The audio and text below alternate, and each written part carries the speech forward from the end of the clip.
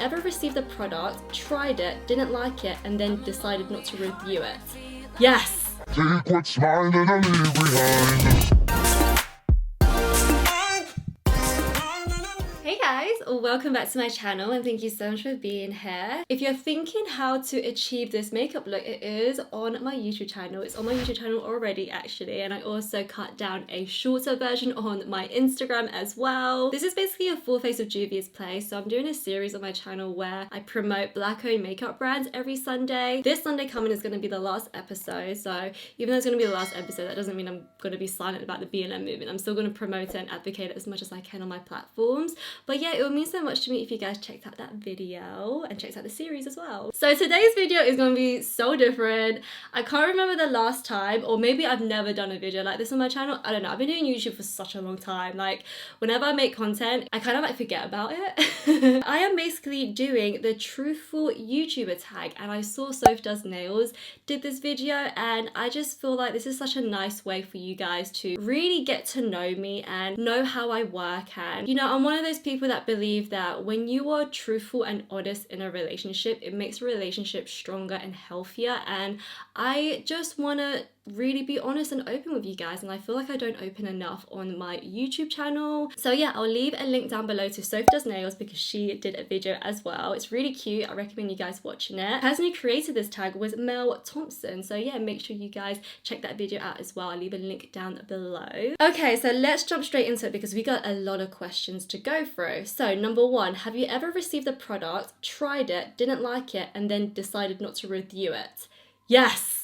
Yes, yes, yes, yes. Oh my god, so many products. It's usually drugstore skincare products. I spend a lot of money at the drugstore, specifically buying skincare products from them because I'm literally searching for the best drugstore skincare products for not just for me, but for you guys as well. It's so hard, and you know, I know there are brands like CeraVe, La Roche-Posay, but like, I want to discover something new. I'm one of those people where I just want to keep searching and like discover new brands out there, or like, I don't know, like the OG brands like L'Oreal, Garnier, like do they have anything like nicely available for us that's good for our skin, that doesn't, you know, have so much alcohol and fragrant in it? Like, I don't know. Products you use alone but don't show or use online.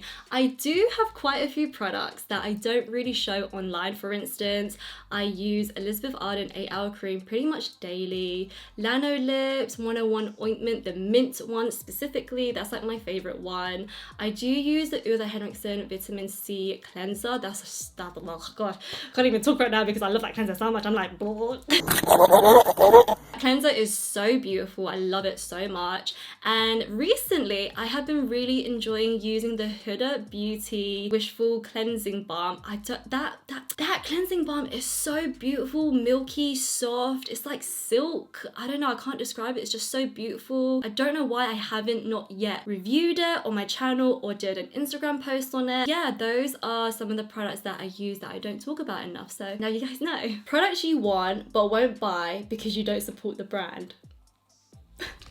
Well, I have this mentality where I do give people a second chance, and you know, I did go through a phase of not supporting L'Oreal, which is such a shame, but I now do support them. And the reason why I stopped supporting them was because of what they did to Monroe. If you don't know who Monroe is, she is a transgender woman. She is an activist. She is a humanitarian. She is one of the most beautiful souls on social media. I highly recommend following her, and I just personally feel like she's such a positive role model. And even though the things she said can be quite shocking, it's still educational. It's something that you need to learn. It's something that you need to hear because there's so many people who are afraid to say it, and she is someone who is so strong enough to speak for everyone. Basically what happened was that she said something a few years ago and L'Oreal didn't like it, and during that time the release of the True Match concealers came out and she was one of the faces of it, and the way they dropped her off the campaign was very disrespectful. I think they should have done it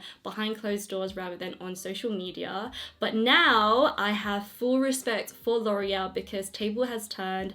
They are now working with Monroe to improve, and they are now using her to educate themselves on how they can be a better brand. So yeah, L'Oreal has now my full support, as before I just couldn't really support a brand that didn't really support a woman of color. I mean, I'm an Asian woman myself, and it's like, if you have that mentality, then why should I support a brand that has that mentality? You know what I'm saying? But now things have changed, and you know, I do believe brands and people do deserve a second chance, but if they fuck up again, that's just really goes to show who they really are. So yeah. Do you have any blocked words? I do. A lot of swear words, a lot of like bitch, like that is blocked. A lot of racist words as well, they have been blocked. A lot of sexual words have been blocked as well, because I don't want any of that on my platform. I've got a very young audience as well. I mean, I know I use swear words, but I feel like you guys know me, that I use it in a very playful way, not in a malicious, horrible way, you know, trying to hurt someone's feeling, like, no. So yeah. Do you delete comments? If so, why? The only comments I really delete is like the sexual comments, like, you know, them dumb profiles where it's like the profile pictures is of this like girl dressed up in some sort of like weird lingerie, and she's like, hey, come over to my page for a phone call, and it's like, get off my page. Who do you think you're like trying to like interact with over here? Like, most of my followers are young girls and women. I believe I have 97% women following me as well, and to have that on my page is just disgusting. I do not approve of that shit on my page. No, sorry. So those are the comments that I delete. Do you block people? I only block people that pisses me off. And when I mean people that pisses me off, I mean, again, those sexual, spammy, not legitimate profiles. Have you ever lied about a product to stay on good terms with the brand? No, never. Never, never, never, never, never. There has been brands that no longer sends me PR because apparently I said something. There's been brands that no longer work with me because of the things I said.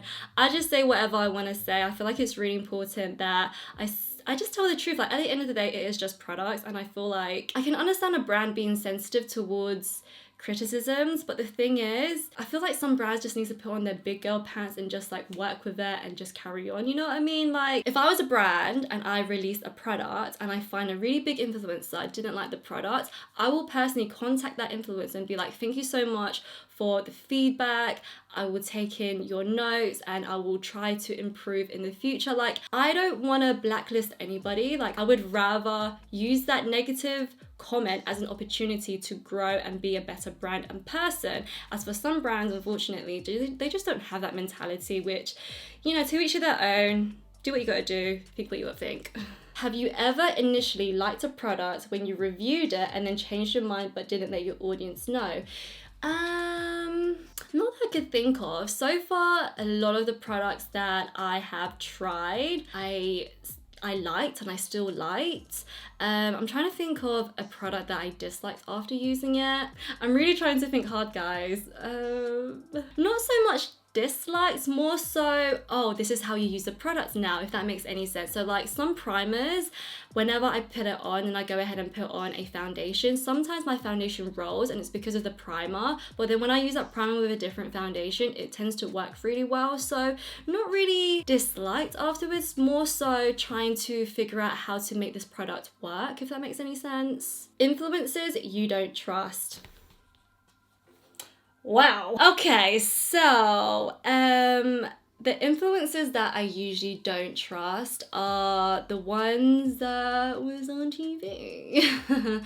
Like the Love Islanders, the Geordie Shore. I'm just like, I know majority of you guys do not use those products. Come on now. Not saying all of them are bad, because not all of them are bad, because some of the people who are on Love Island, I actually know them in person. They are the sweetest people ever, and then after meeting them and like after hanging out with them, I know what they do is genuine and I know what they do is real, and they're trying their best to, you know, do their own thing, be business people, and that I totally respect. But the other people, oh my god, like I have seen a video of this woman, I believe she was on Geordie Shore, I'm not entirely sure. There was a secret cam of her being interviewed with her manager, and the interviewee was was like, so have you ever tried this product before?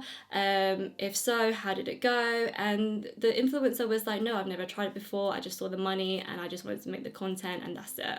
And the interviewee was like, oh, wouldn't you be worried if the product is like bad for customers? I think it was like some sort of tea or something, or some sort of like protein shake, like, you know, one of them things that makes you lose weight or whatever.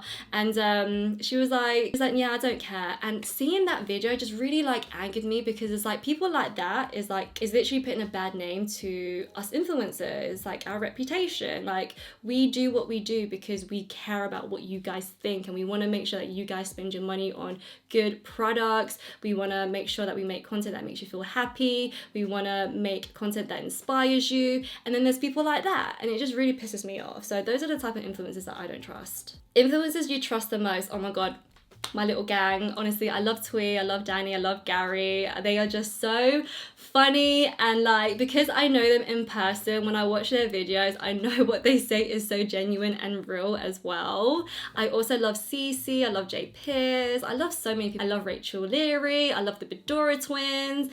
Honestly, I feel like the UK influencers are just so real and so nice and so humble, and like, so far a lot of the UK beauty influencers that I've met, and fashion influencers as well, they're just so sweet, and like, yeah, I'm just really proud to be a part of this community. Secret tips or product applications you don't show well on camera. I feel like I show a lot on camera, especially on my Instagram as well. Like, I try my best to show every single step of my makeup routine, my skincare routine. I guess the things that I don't really share is my hair. Oh my god, this is gonna be such a boring tip, but I love to use a leave-in hair conditioner at least once a week. Oh my god, that is such a shitty tip, but yeah, that's a tip that I guess I don't really share that much. I try my best to share as much as I can online with you guys, because like, I don't know, I'm one of those people where if I discover something cool, I'm like, oh my god, I need to share it with the world. Like, that's like my mentality. Have you ever showed one product but were actually using another? No, never. Never, never, never. I literally make sure that when it comes to, I don't know, say there's primer, there's a reason why a lot of influencers squirt the product onto their skin so they can show you that they are actually using the product. So I have never done that in my life. I never will, because that's shady and that's wrong, and I'm one of those people where when I feel guilt, I really feel it. Have you ever not disclosed a sponsorship? I have.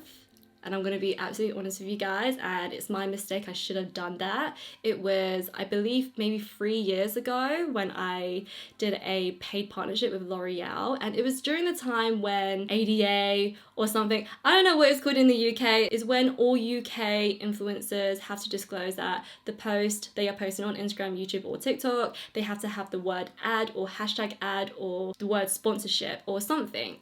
And it was during the time where it was very brand new and it wasn't like disclosed. And yeah, I mean, that was when I had a really shitty manager. They never educated me about anything with putting hashtag ad or ad in the title of the video, and I am so sorry that I didn't do it. But ever since then, every single post that is paid, I let you guys know. So I've learned to physically say it and to put it in the title or put it in the description box, because it's really important that you guys know that when a video is being paid. Have you ever had a bad interaction with a brand?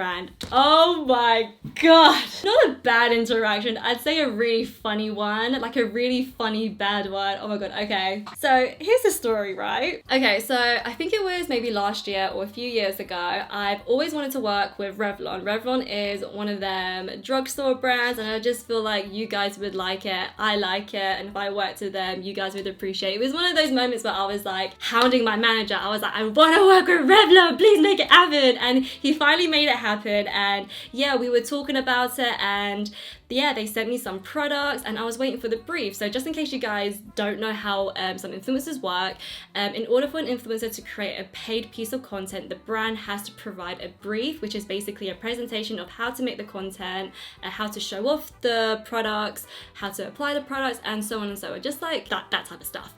And yeah, so basically I was waiting for about 2.5 weeks for a brief, and I was getting so nervous. I was like, oh my god, like I need to make this content because I don't know when it's gonna want to go live and I don't want to be given a brief last minute and then make the content shit, if that makes any sense. So yeah, I was like contacting my manager. I was like, hey, can you please like contact them? And like my manager's amazing. He's so good. Like he's on it every single day, like without fail.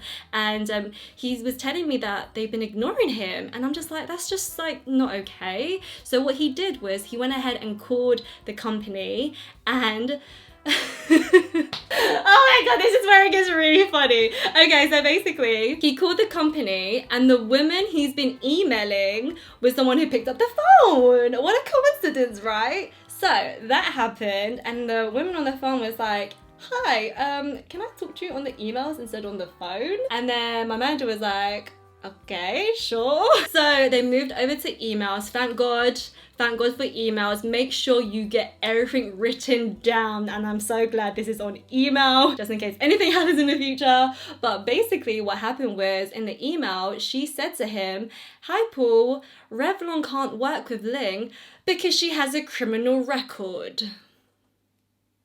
And I'm there thinking, excuse me? Like, I do not have a criminal record. I've never been arrested. I've never had any sort of interaction with the police.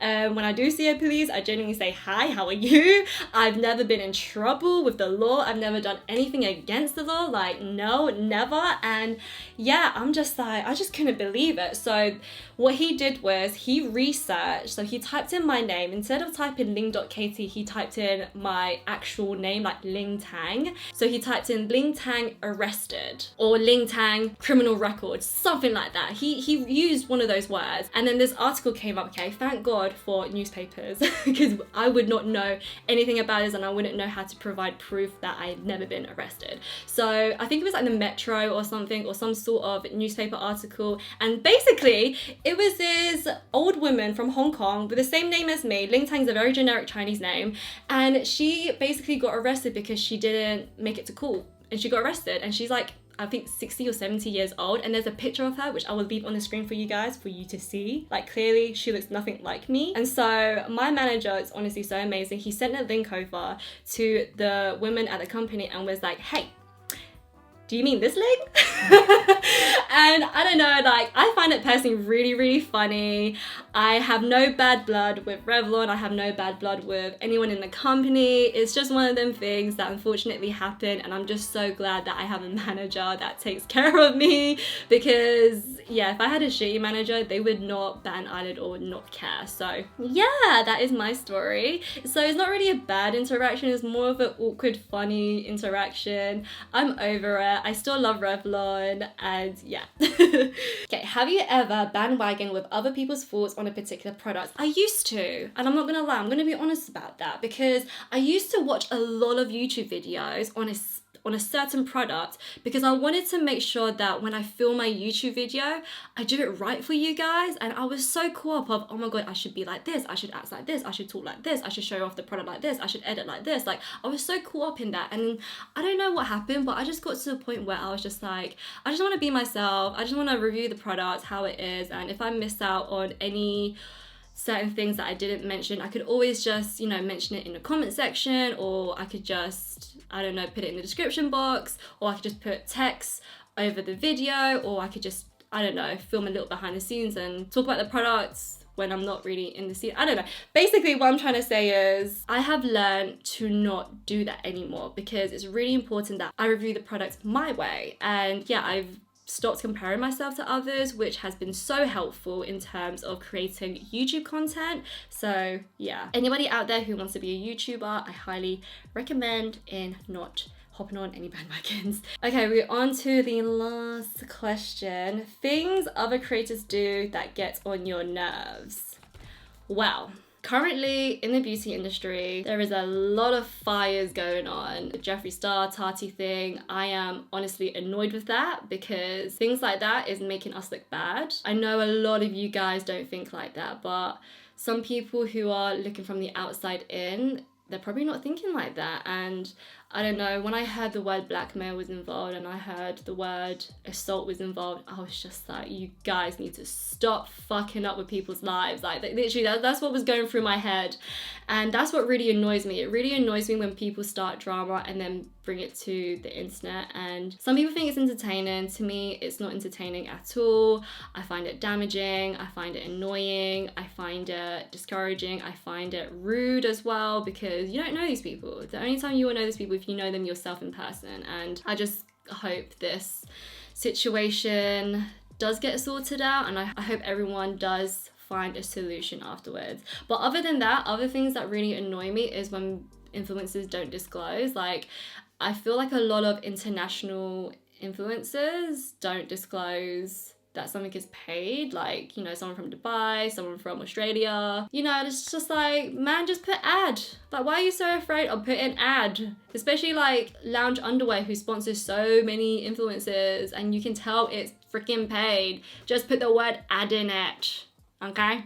So yeah, that's the only time where it really bugs me, when it's not fully disclosed that it's an ad. Oh my god, that was such a fun video to film. I can't believe I actually filmed this video. Wow. I hope you guys enjoyed this video. I hope you guys got to know me on a much more personal level. I would absolutely love to see my friends do this tag. I feel like it'd be so funny. Like, I would love to see Danny, Twee and Gary do this tag. It would be so lit. I'll be like watching it with like a glass of rosé.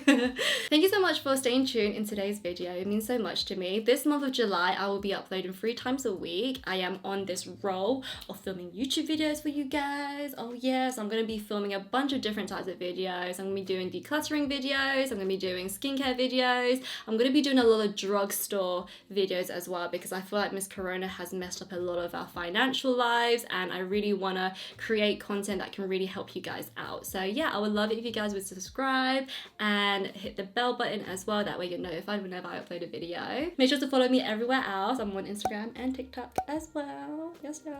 I shall see you in the next video, guys. Mwah.